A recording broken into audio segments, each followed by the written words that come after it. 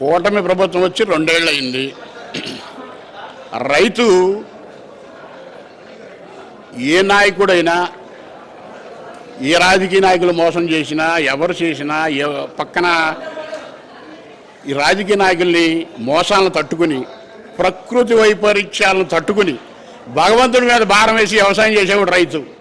అలాంటి రైతు రాష్ట్రంలో ఒక్క రైతు కాదు, ఒక రంగం కాదు, ఆక్వా రంగం నుంచి వరి, అరటి, మామిడి, మిర్చి, ఏ రైతు సుఖంగా ఉన్నాడు? ఏ రైతు సుఖంగా లేడు.